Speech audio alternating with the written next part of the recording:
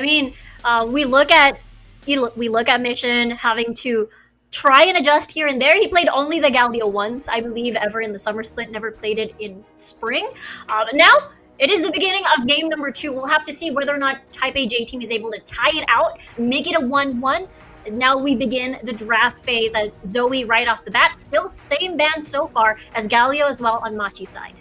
Yeah, just banning out the pocket picks from both of these mid laners. I expect TF to follow short as well. Essentially trying to force Nesty in an uncomfortable position and trying to take Mission out of that guaranteed free lane phase. The difference is now, yes, Azir seems to be the respect pick now, as TF will follow suit on Machi's side. And it seems quite similar to what we've seen in game number 1. Caitlyn was seen for the very first time, I believe, in day 1 of our playoffs. And with that, Machi still looking to see whether or not they'll field in another AD carry ban on this juncture. I think the play here is just first pick Ezreal, honestly. You half Bruce's effective champ pool just by taking away the Ezreal. Genuinely could be a good play here, but that could also be a fine one. You can run Mordekaiser, you can run Kennen, you can run Volibear into that. PK flourishes, but now this time around I need to see Hana actively gank top lane. I need to see the Nidalee or something else that interacts very well with the Renekton. Yeah, that's the thing though, because when we look at Hana, most of the time he's on Trundle duty, which is the trend for him, picked it up 9 times. But with that, Machi is able to pick up one of the stronger power farming junglers, which is Graves now, on towards Gemini. Yeah, now with that Graves for Gemini, it means that he has power farming available to him, and he has a good mid to late as well. So Machi, again, just playing into their favorable kind of comfort zone. I want this all to come through for PK, because while it isn't quite necessarily the lane dominance into melees that Volibear did have, it nullifies and neutralizes any kind of volatility coming out of Reston or Renekton, and Nidalee's value just shot massively up as you are trying to get mixed damage between top and jungle for fear of Orange's stacking armor. Lilia also a good option, but those two are basically the only viable junglers unless you go for Talia or Elise. There you go. It seems to be, just as you mentioned, the path not going to be the Nidalee, but instead we've seen the Lilia. So far though, it's still sitting at a 0% win rate. It has been picked twice in day 1s and 2s of our playoffs. But we'll have to see, because this is the first time we'll be seeing Hana play it out this time around. Yeah, and I think Hana is very cerebral as a jungler, very, very smart in his pathing, so I'm very eager to see what he can do with a champion that should have a pushing top lane and should always have a lot of priority to work around. That being said, Lilia, while her win rate isn't stellar, Ryan on Nova, when he picked that twice, did fantastically individually, got off to a very good start in both games, just kind of watched the rest of the map crumble around him, however. Yeah, and so far we haven't really seen, at least we see a sample size already of Lilia having to effectively sort of air quote dominate the early game, but none enough to still win the game, as Mission now on this little bit of switcheroo, as now Orianna is in his hands instead. Yeah, and this is what we wanted to see in game 1. This is what I call out every time in PCS when we have third rotation with neither mid picked. Just lock Orianna and ban out 2 good laners into it. Lucian, maybe Aurelia if you really want to as well. Syndra as well, a very, very good possibility to take out here. And essentially you've got a winning mid matchup, and you got Mission, again, back in his comfort zone, just farming up a storm and really shutting down any kind of potential roams coming out of ST. Yeah, because Mission can just copy-paste what he has done earlier into game number 1, push Nesty into a little bit of that irrelevant state, and therefore unable to influence any of the side lanes. And look at that, Kiana even banned out against Nesty. Nesty's pool is actually very interesting. A lot. So the Kiana is basically roaming Aurelia, so yeah, it makes a lot of sense. They have good matchups into Orianna and can snowball if getting a couple of kills under their belts. Now looking at the bot lane pool available to Bruce, Kai'Sa has an awful matchup in Senna. You need to think about, do you really want to go Ashe again? Ashe I guess so. It's a very easy to execute kind of engage comp that does, again, fight front to back fairly reliably well. The issue being for Machi is that, again, this is a mid to late game team fight comp if we ever did see one, and that means the J-Team, if the Lilia can take advantage of the fact that Renekton should push and that bot lane should go pretty well as well at this rate, we could very well just see Hana take over the game like he has done on his borderline signature Kindred. Exactly, and it's starting to look more draft-wise, more on the signature of the specialty of Type A J-Team. And, you know, Sylas, still a lot of options. Steal the Shockwave, steal the Oranhorn, I suppose. And to finish off, another engage, if you will, in the form of this Leona. So I very much like seeing this, just because Leona, as we mentioned, likes to roam mid, Solar Flare on the Orianna's head, really pressure out the enemy AD carry whenever possible as well, really flourishing into these immobile enemy backliners. You can run Thresh into it, you can run Nautilus, you can run Tahm Kench if you really want to. It does kind of act as a band-aid solution to how immobile and susceptible the Orianna Ashe are, but it does mean that Koala now, you're looking to unlock the bot lane as a unit and rotate them around the map. Exactly. It looks like, you know, Koala having to give up his usual being on the heavy engage side of things for Machi, now going to be heavily reliant on PK and as well as Mission and as well as that Crystal Arrow coming from Bruce. And yeah, add a little bit more safety for the team as well.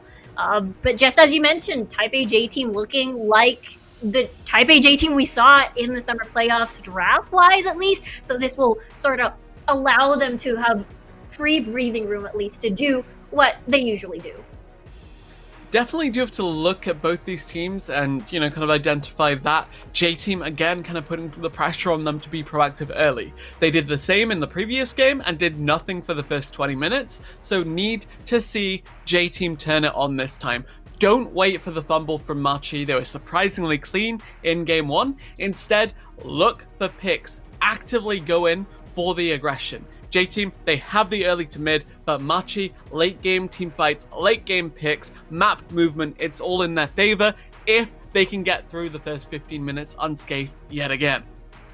Exactly, Machi going to be in their element once more when it comes to the draft, and for Type A J-Team, not on the Orianna anymore for next team, definitely on the Sylas, has a lot of options to hijack from to start and engage the fight for the team. Hana now on this early game jungler such as the Lilia. We'll see whether or not they're able to take this into a 1-1 situation, as this is going to be the first time ever we're going to be seeing Type A J-Team, I believe, in a BO5 series for the summer playoffs. And without Machi ahead in towards the point of this BO5. But again, there's no elimination that's going to be happening today as they fall to the lower bracket. But we'll see how game number 2 goes.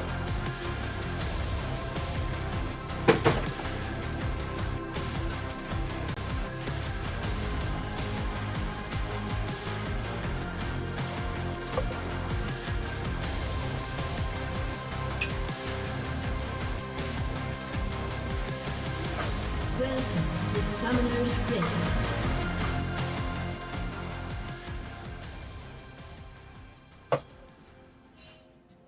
Here we are. 30 seconds until minions spawn. Game number 2, as Machi is able to take control from start to finish in game number 1 against Type A J-Team. And now it's that good old reset, whether or not J-Team is able to make this and take this to game number 2, or rather 1-1 situation. But looking back, again, this is not an elimination series, as whoever loses this will fall down in towards the bracket and fight Nova as they're lying waiting. Another BO5 series as well, which will happen next week. And whoever wins this will have to face whoever wins the HQ versus PSG Talon matchup, as we see Machi making in actually aggressive moves earlier on in towards the jungle of Type A J-Team. But so far though, no picks, no summoners being blown. Yeah, really aggressive play coming here from Machi. I expected Tahm Kench to take control of tier 1 bush bot. Didn't expect the full commitment into the enemy jungle. It's still continuing here. Machi, commitment. Machi commitment. Looks like they decide to call it a day and move towards their lanes, as they're unable to fish out for any sort of funny business or towards Type A J-Team. Hana, in the meantime, will be able to safely farm, I suppose, but there's a little bit of vision covered on the deeper portions of J-Team's map. Definitely need to see the Lilia pop off early, so getting Machi in on that to try and, put Hana behind just that little bit, slow down the momentum. Very, very good. Top lane is actually a big slugfest going in favor of PK so far, but Rest. Oh, there's the Conqueror! There's the one last auto and first blood! 1v1 towards the Ornn. Rest gets first kill. Yeah, PK really feeling it there. Unfortunately, couldn't really convert onto anything, and Rest showing you that he is still king of the top lane. Good aggression coming through from J-Team there, saying, look, we know for a fact Gemini's a little bit delayed on his bot side clear because they committed so hard for a rather fruitless invade, and that means that top lane can trade freely, it means that top side can be freely invaded, and it means that J-Team are now on the board a lot better looking than their previous game. Yeah, it's totally the complete opposite of what we saw. And look at that Rest, easy stun, easy go. Getting that kill as well on towards PK. PK, unfortunately, again, on the little bit of back end of things when it comes to HP, therefore opening a potential not dive, but a gank on towards top side. Definitely could be the case here. The thing with Lilia and Renekton is that you want to kind of split the map. Unlock Silas, who by the way is about to die. Nesty, what is that? Uh-oh. Cannot reinforce this. Could see Machi control this crab. We'll have to see. Hana having to push that on towards the top side of the map. Rest is able to meet with his jungler, therefore having control over towards this crab. But that's going to be a teleport. Oh no, Nesty. Teleports in the middle of it all is getting chunked very early into this, but thankfully does have his pots, does have some form of sustain, but then again, a little bit risky. Yeah, fairly dumb play coming through from Nesty there, just deciding, hey, let me throw this lane phase that I was already struggling with, and Hana now has his mid laner in pocket though, so should be okay to contest this. Looking to take back his red buff as Gemini is looking for the steal. Nesty, though, still in the middle of it all, and looks like that's not going to be a steal for that red buff, but look at that Gemini, pretty much very low, but is still able to escape as Mission landing the autos, baiting out as well, a flash just for safety, and that's going to be a win for Machi, I suppose, an exchange on the red buff over that flash. Yeah, bot side in firm control of Machi. Their lane is unlocked, and it means they can follow up for a potential invade. Gemini makes a hard commitment, it doesn't really pay off, but Mission now more than happy with the way mid lane is going, especially with Nesty forced to take the scenic route back into this mid lane. Exactly, big whoopsie and big uh-oh for Nesty here, as it is looking like a replica of what we saw in game number 1, where Mission having full control, shoving Nesty out of his own lane, and getting even more behind, therefore no priority, no chances of having to try and influence the rest of the map. Yeah, still saying that J-Team have the edge in this early game, especially if they do trend towards top side, as we're seeing Hana actually opt into now, just going for the Krug counter. You can't play around bot until Leona has 6, honestly, and even then it's a bit of a crapshoot because you're looking to stun the Ashe and the Tahm Kench, and it's just a bit of a risk to take. While Rest is ahead, snowball through this Renekton, look to dive the Ornn, but the issue is that Silas cannot leave mid lane. Again, Machi doing a very good job of keeping Nesty locked down in mid. And that's the thing, usually it is Nesty doing the neutralizing on the enemy laners, but it's topsy-turvy land as Mission is now fully in control since game number 1 and game number 2 so far. But now for J-Team, they will be happy having taking full control over the upper portion of this map at least. But just as you mentioned, big downside, Nesty will be unable to join them. Yeah, that upper quadrant in full control of J-Team here. The issue being is that you can't really play around bot side, and bot side is where the big objective is pre 8 minutes. 6 minutes on that Drake, already been started up by Gemini, and it means there's no chance of a contest from Hana, as his recall timing is a little bit clumsy. Yeah, it's looking very, very similar again to game number 1. Machi, it's like a complete copy-paste, at least for the first 6 minutes of the game, without the invade, of course, from what happened earlier. But now Hana, in time, is actually 1 level ahead of Gemini, as he has been spending a lot of time over in his jungle. That's a nice route on towards Gemini here. That's a nice Zenith Blade. Gemini, the clock is ticking, the Ignite is ticking, but it seems that it is going to be enough for them to eliminate Gemini off of that exchange. Yeah, a bit clumsy coming through from Gemini there. He hard commits and it gets turned around immediately. The Senna flourishes when you engage onto her. The Leona from Woody as well, just dealing fantastically with that. And mission now. No cleanse for this Orianna. Sleeping. Oh no! Yeah, Sleepy, there's the Shockwave. The secondary spawn Shockwave. And a little bit worried there his mission is able to still escape. But let's take a look at bot side once more. Yeah, just a ton of damage being pumped out from Lil V at this point. Really brave and ambitious re-engage from Woody. It pays off massively though, as they are able to take down this Graves.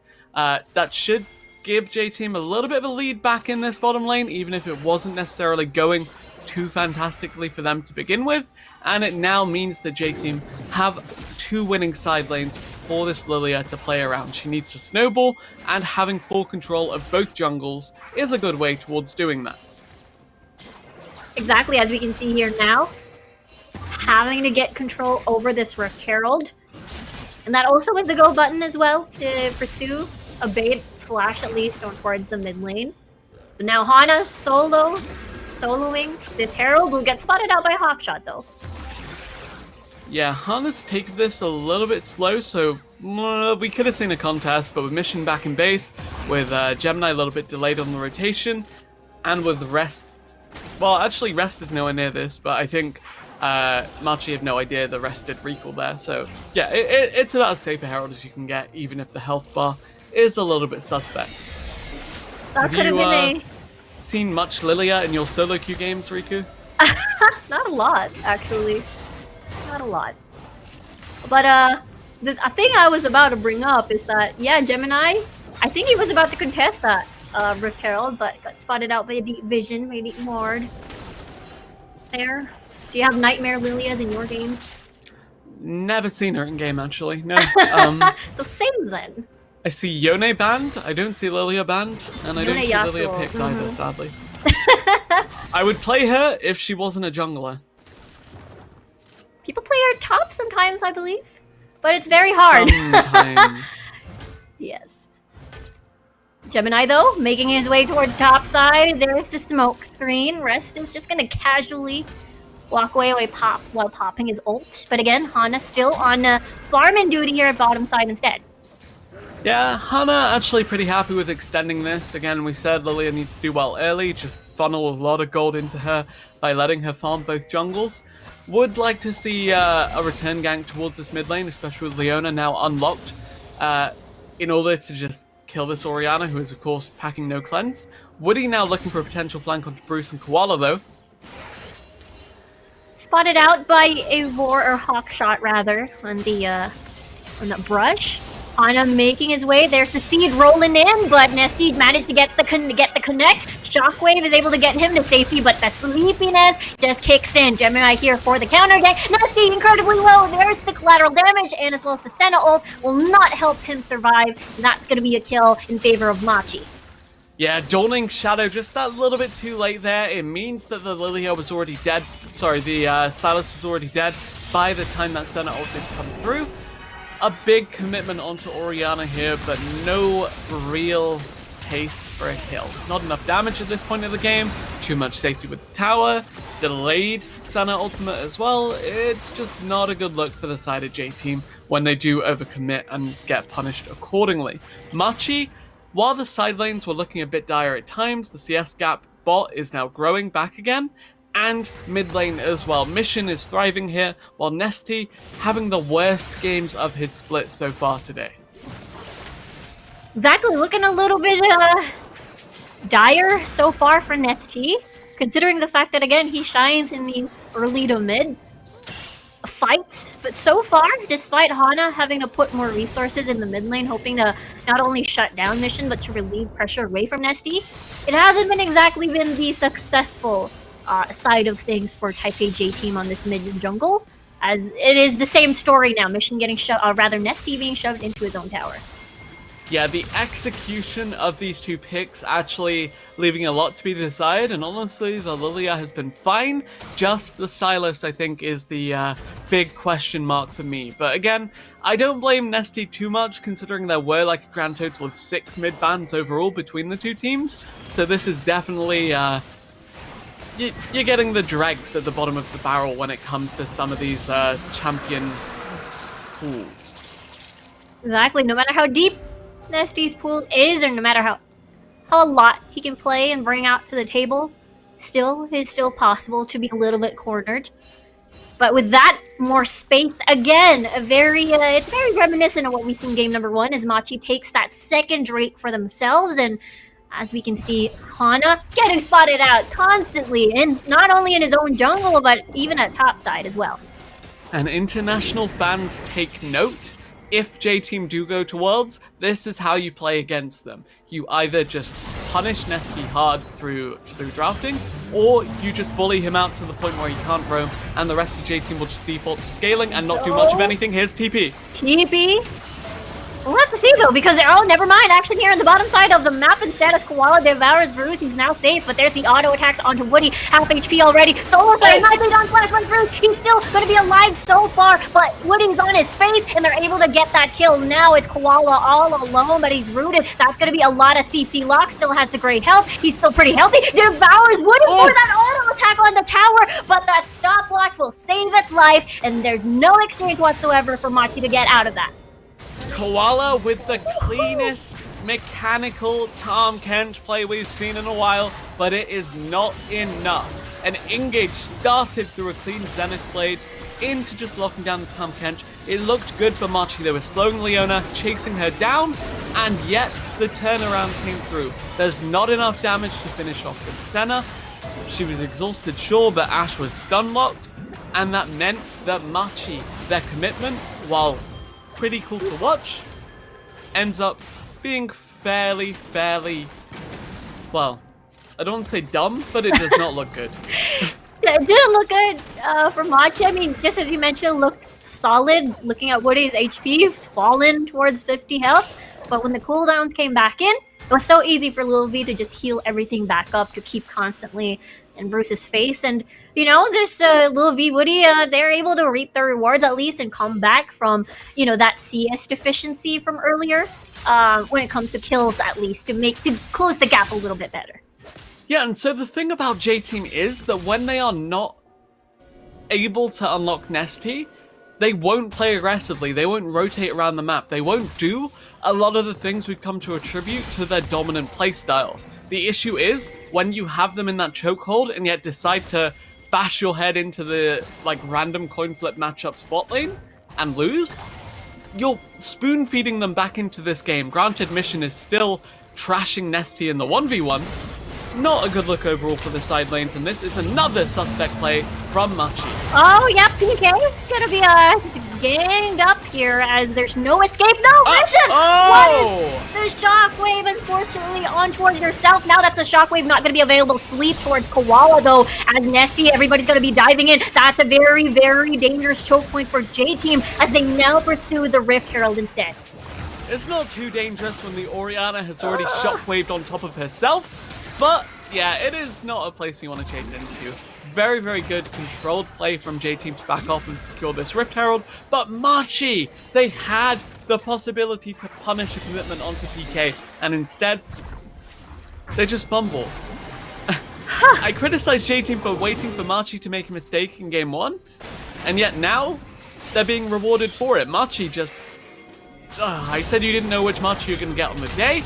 Apparently, you don't know which Machi you're going to get on a game-to-game basis in a best-of-5. Yeah, it's very awkward shockwave there by Mission, but just as you mentioned, without the shockwave, without the crystal arrow, without your Ornn as well to engage for the team, and that means Machi's options are not available, therefore have to give up that second Rift Herald for themselves.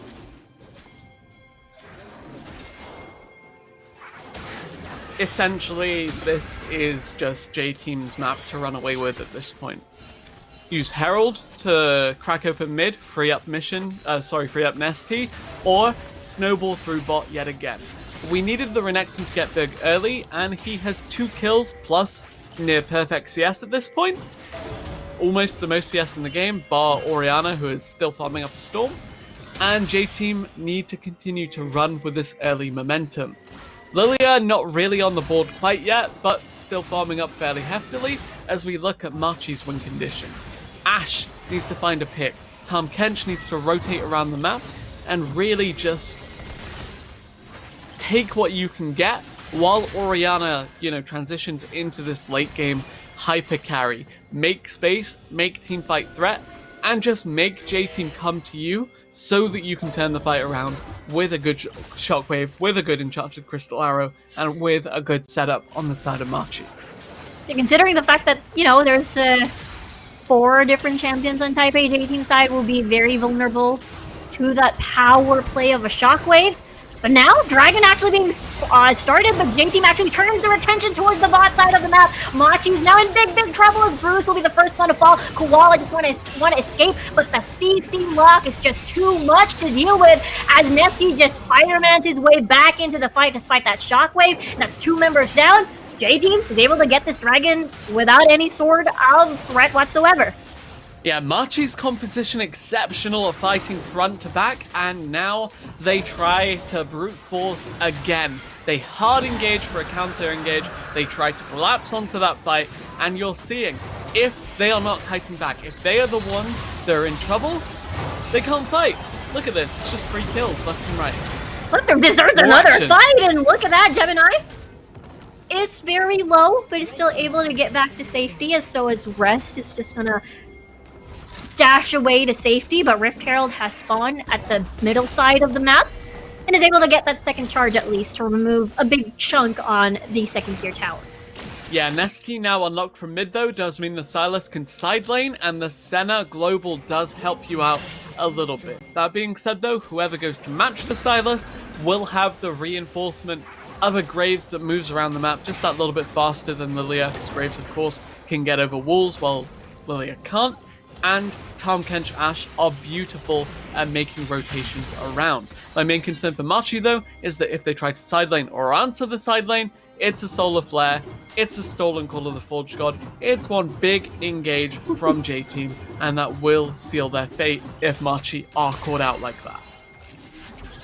It's all one of those things where I guess the primest of examples was earlier, and where Machi, J-Team rather, is able to start the fight, but position-wise, Machi was unable to turn things around and do the counter-engage, and Gemini actually on hunting duty at the moment, having to see whether or not he can find Hana off of the jungle. But unfortunately, that's not going to be the case, as Hana is able to slowly, or rather, port back to base safely. Yeah, J-Team now just, rest. Oh no, Machi this is trying to dive this. for sure, as PK is just going to tank the tower. There's the Shockwave, easy peasy, lemon squeezy. Machi's able to get a shutdown on towards Rest. And what does J-Team decide to do off of that? Apparently push mid, but more importantly, they get some free time for Nesty to scale back up into this one. It's not necessarily the greatest of trades, but it is one that is favoring J-Team slightly, just because Nesty did need a little bit of a push to get back into this one. Good execution by Machi. I think Rest could have just ran out here. He was going to be super respectful of the fact that, yeah, the potential turnaround was there. No idea why he didn't Dominus. Maybe it wasn't quite back up yet from what we saw, but at the same time, the Renekton just... At this point, he's done his job. He's got ahead early, he facilitated some invades from the Lilia, and he acted as a pressure point that Machi absolutely had to respond to. True. Rest is able to still garner at least 2 kills from earlier, help out Hana, just as you mentioned. And now, Machi is able to at least exchange off from that. With that said, though, still 2 minutes for the next objective to spawn. And Machi is hoping to remove slowly the first tier towers, at least. Especially topside, following Rest, actually. Oh no! That's gonna be another dive! Ornhorn towards Rest, that's a knock-up. Easy Shockwave here and there. And that's gonna be the Senna ult for the shielding. And that's gonna be collateral damage of Blast going being used for the escape, even flashing in. as Woody will lead the charge. They're unable to finish off the kill as Rest is able to survive off from that. Yeah, rest his TP as well, and that was a huge commitment of key teamfight ultimates from the side of Machi. Yes, they can find a pick with Tahm Kench or Ashe, but J-Team now have full dominion over the map when it comes to forcing 5v5s, and that's why Machi have to be super careful now. They can't face check, they can't look to contest this dragon, and they could find themselves slowly choked out by the superior 5v5 of J-Team at this point of the game. Now, the only thing available for Machi is the Shockwave. That is just about to go off cooldown from Bruce's Crystal Arrow. But so far, looks like we can see that Mission is just busy having to, whether or not just remove this tower at top side, having to kite Rest. But 40 seconds on the timer already for the next dragon to spawn. Yeah, Machi now just looking to try and apply some pressure back mid to get priorities so they can move, but they're getting punished for it. Look at that! Nice solar flare, but there's a Devour Koala keeping Gemini safe. But that's a solar flare gone for the next few seconds in time for that dragon. Good bait from Machi at least. To be fair, there's only like 45 seconds left on that CD, so already going to be coming back up fairly soon. And does mean that Machi now have to be a little bit more respectful of the fact that thanks to that engage, J-Team have the push out and can then look for setup around this Drake. The fact is, though, also as well, Gemini having to burn the flash from earlier and as well as a heal from Bruce. Machi going to be in this choke point rather, but that's going to be a teleport. Let's see whether or not Rest decides to cancel that, and he does cancel. It's going to be a 4v4 situation in the bottom side of the map, while Rest is 1v1 under tower, 1v1 Mission under tower. But let's take a look at the dragon fight at the moment as Bruce is gonna fall down once more, as Gemini is going to go towards Hana, actually go towards safety, as the rest of the members from Machi are falling down one by one, and Machi seeks refuge under the tower, but unfortunately, that's still a lot of healthy members from J-Team, and they're able to cleanly eliminate 4 members right off the bat. And a lot of Machi's teamfight power comes from the Orianna, but Rest keeps Mission out of the fight. And without the Orianna in the fight, who is Tahm Kench looking to devour besides the Ashe? Why was Koala not standing next to Bruce there? It meant that Bruce was ripe for the picking, and it meant that J-Team could just kill the Ashe. Suddenly there's no more damage alive for Machi, and suddenly the entire map crumbles away as J-Team look to get a free Drake. Yeah, Bruce good job again is by the Rest. only member you should be killing on the side of J-Team, so Machi need to set up a defensive line. Instead, they split hard, leave the Ashe isolated, she has to flash over the wall out, she gets picked off, and yeah, cool, the tower is dealing more damage than Ornn or Tahm Kench, probably both combined at this point. And that is just clumsy play coming through from a Machi that dominated game 1. Yeah, very unfortunate for the side of Machi, and it was a 4v4 situation that J-Team was honestly very willing to take, and yeah, all the carries are gone, just as you mentioned, and therefore the tanks are the only one left. Now J-Team in a very good lead. Look at that, bounties are building up on 4 of the members. As we'll have to see if, you know, Machi is gonna try to collapse again. Abyssal Voyage delivers Bruce. It's gonna be a 1v3 situation as Rest will try to just skadoodle his way out of this. Flash, and as well as the rest, he's buying time! Baron is to play. Exactly, Baron is actually being started at the moment, half HP already. Mission is here already, and as well as Gemini. Gemini, no flash whatsoever. That's going to be a teleport coming from PK. Nice Zenith play. He's diving into the backline of Machi, and there you have it. That's going to be Mission down the drain right off the bat, and with the rest of the members of Machi having a scramble for safety as Woody's leading the charge once more. That's going to be a Crystal Arrow being stolen and being used, even though the Devourer was in. It's not enough for that safety for Bruce. Triple kill for Nesty.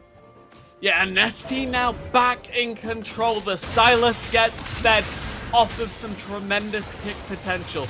J-Team, as soon as they see the opportunity for a fight, say, look, Tahm Kench still delayed on the rotation, nowhere near to save this Orianna. Let's just kill Mission. And kill Mission they do. Kill the Baron they will. J-Team in commanding control of this game now, looking for Gemini as well. Yeah, looking for more kills. Gemini is doing a great job tanking at least, but the biggest loss of it all. It's not only losing your carries right off the bat, but also having to commit so much for rest and lose control over topside. Yeah, very, very well played by Rest, sidestepping the arrow, and then you just flash the Forge God. Yeah. Baited out a lot. Baited out a lot, therefore, once Machi is able to transition in the Baron, even though it's too late, they've got nothing else to use. Definitely is the case here, and then yeah, it's just a case of engaging, cleanse, nowhere to be found for Orianna, of course, trying to TP this game again. Mission, easy money for this Leona to just pick up. Definitely easy, and yeah, Bruce has no more position left to reposition as after the Devour. Bruce is fed to J team, as now it's time for Machi to go defense, as Baron has already been attained by Type A J team, and most of the towers are already gone for inner and outer. And Rest is still again being a annoying person at the side lanes. Yeah, Rest pushing in side waves, very, very good. Nice, applying pressure for the rest of J team to move up through the mid, through the jungle. J team at this point though, yeah, they can look for picks with Leona Senna. Instead, I believe they will just try to brute force some kind of play, largely through the fact that Renekton and Sylas are more than competent split pushers at this point of the game. Absolutely, 5-1-6, 2-3, having a very decent start for Rest. Abyssal Voyage, who will he deliver? It seems to be Bruce here for the autos, for the attacks, and Rest is going to be in stasis. Nesty actually dives in into the three-man fight, as we can see that Nesty is still going to be in a very decent health bar, as that's a 1v4 situation. Shockwave is not going to hit, as Nesty just keeps dancing around the battlefield. Again, this is a 1v4 situation, and is able to chuck Bruce into a decent amount of health, but that's a shutdown on towards the Sylas. It's a 2-for-1 exchange so far in favor of Machi.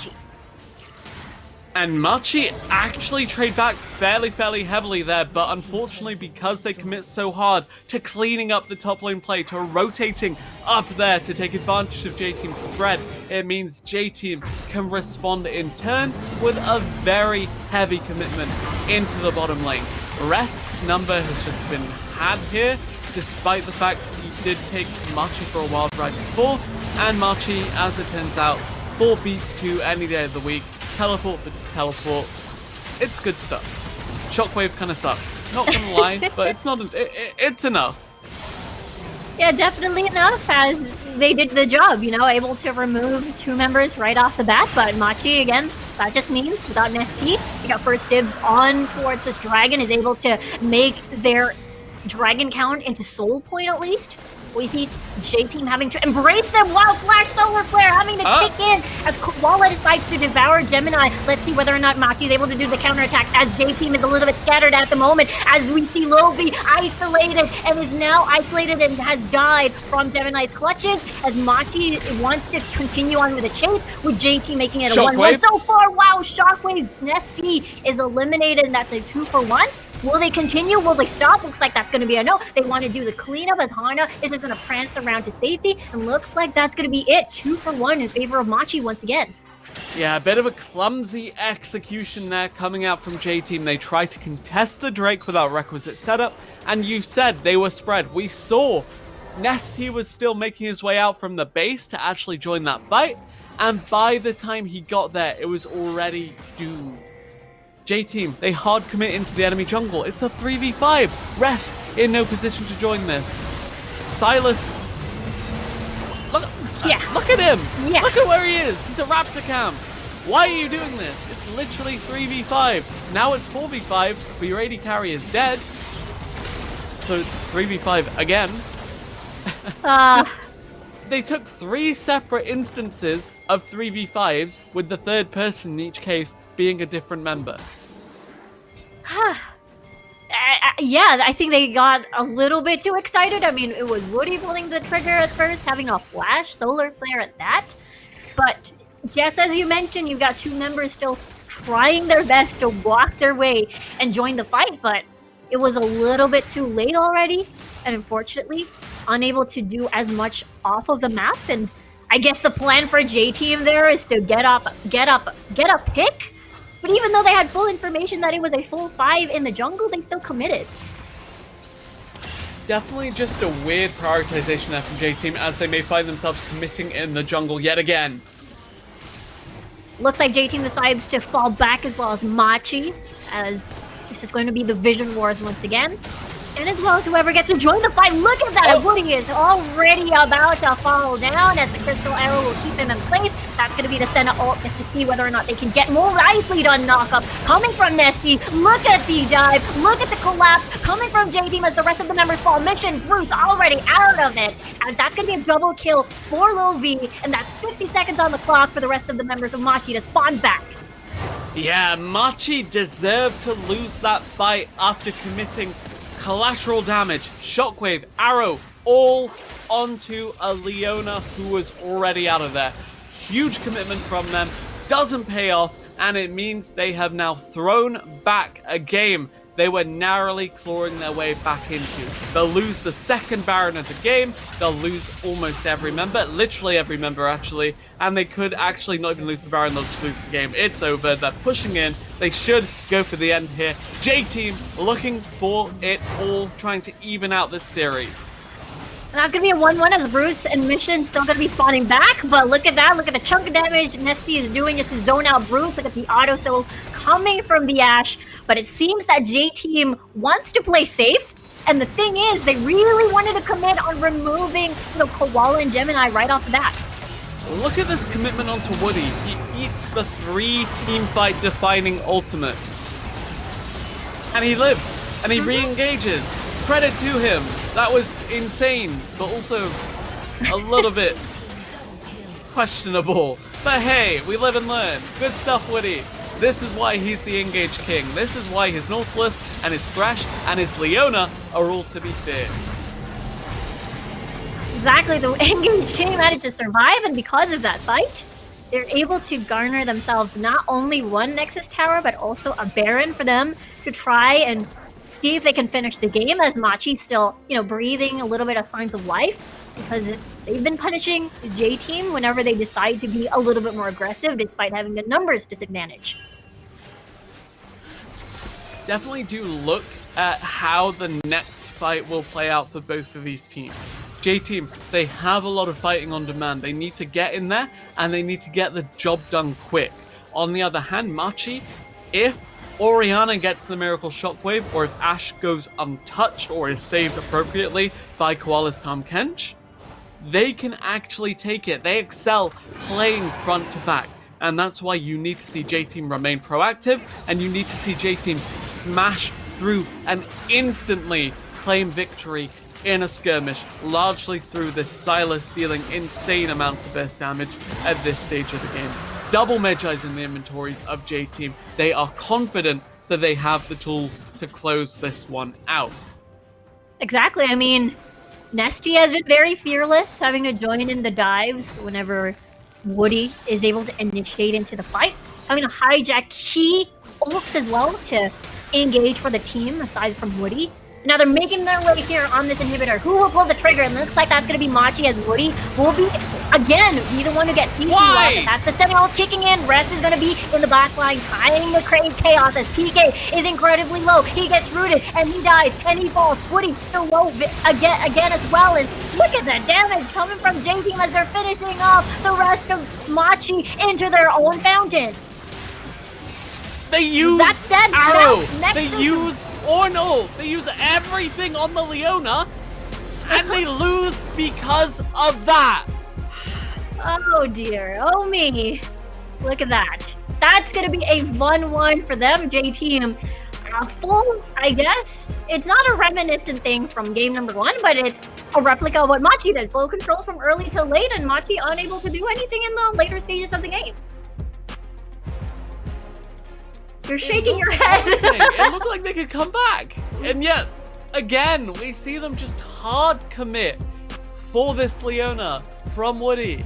Just Ornn ultimate, Ashe ultimate, maybe Shockwave. I didn't even see if the Shockwave came out even in that last fight. just so much being blown for the one member that doesn't care about being committed onto. That's why she's there. She is there to soak your attention, soak your damage, and Machi just plays straight into J-Team's hand as this series is reset to a best of 3. Yeah, exactly. I mean, Machi was a little bit too trigger happy, just as we've mentioned many times, putting all of the key ults on towards Leona there, but unfortunately, even Woody doesn't die after all of that, and is still able to jump into the fight with a Zenith Blade, even though he was already in dangerous amounts of health. Wolvie is able to heal him back up. Yeah, here was the turning point where Shockwave, Arrow, not quite the full shot, but collateral damage as well.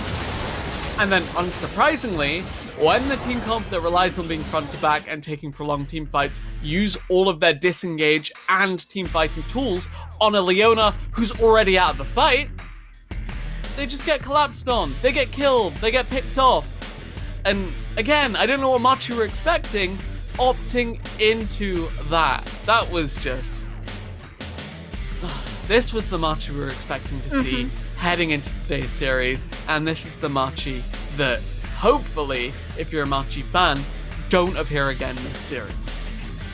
Yeah, for Machi, we saw this version of Machi when they went up against, again, Type A J-Team in the regular season, where they're unable to fight head-to-head, unable to exchange, and able to create impact. And that's what happened here for J-Team. They'll be very happy having just as you mentioned, reset it into a 1-1. And again, this is the best of 5 series, and for those of you who just joined us today, it's not an elimination match. If they do lose this, they drop into the bracket on where they have to fight Nova in the lower bracket, and that's the time where it's going to be elimination time. Yeah, and story of this game, Lil V, sure, he did things. Would you put it to Woody then? I think Woody did very well. I also think the Lilia did very well to utilize the lane pressure being exerted by Rest, and the fact that nobody on J-Team really fell behind despite Nesty kind of hemorrhaging resources early in that mid lane was testament to how strong the bot lane were in those 2v2 trades, and finding those picks as well once they were ganked. And yeah, the bot lane seems kind of low-key in the later stages, but then it's easy to forget the fact that they did hard carry the early game in favor of J-Team. Yeah, that's true. Able to annoy Bruce and Koala at the bottom side of the map, able to take on that 2v2 without the influence of their respective junglers, and therefore is able to survive and transition really well and help out the team. Yeah, pleasantly surprised with how J-Team played that one out. Granted, it was a little bit slow and a little bit too close to comfort. End of the day, though, they can walk away pretty happy with that victory in our second game. Exactly, and second game is going to be third game, as that series is 1-1 in this best of 5. We're going to go into game 3 after this break.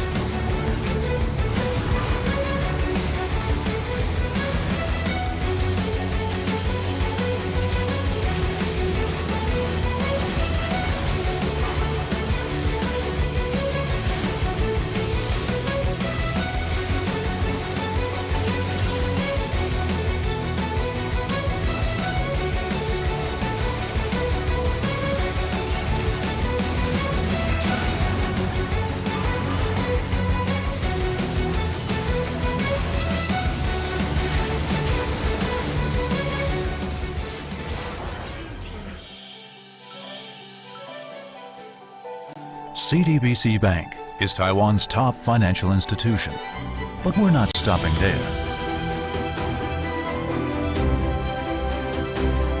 We're crafting an international brand and already have over 260 outlets in 14 countries. We are by your side, ready to embrace the future.